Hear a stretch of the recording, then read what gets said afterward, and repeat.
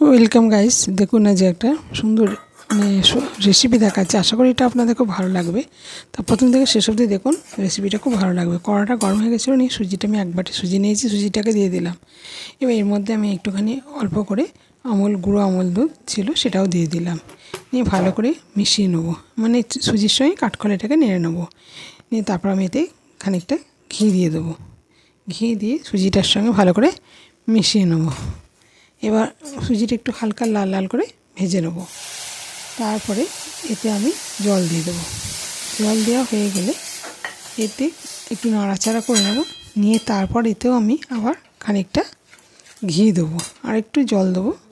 দিয়ে তারপর আমি এতে একটু ঘি দেবো।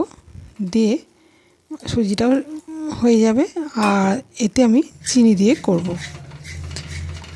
ঘিটাও দিয়ে দিলাম। দেওয়ার পর এবার আমি এতে চিনিটা দিয়ে দেবো। আর একটা আমি কেক টিনে ঘি মাখিয়ে রেখে দিলাম। এবার চিনিটাকে দিয়ে দেবো। আমি 8-10 চামচ চিনি দিয়েছিলাম। আপনারা আপনাদের পরিমাণ মতন দেবেন, যে যেরকম মিষ্টি খায় সেরকমভাবেই দেবেন। তো এটা দেওয়ার পর এটাকে ভালো করে মিশিয়ে আমি চামচ মাপেই সমস্ত দিয়েছি, প্রায় শুকিয়ে আসবে। এরপর আমি এটা কেক টিনে ঢেলে দেবো। যদি রেসিপিটা ভালো থাকে আর একটু দিয়ে দিলাম এবার ছোটো এলাচগুলো সব দিয়ে দিলাম। নিয়ে একটু নাড়াচাড়া করব। এবার একটু অল্প ঠান্ডা থাকলে এবার কেক টিনে ঢেলে নিলাম।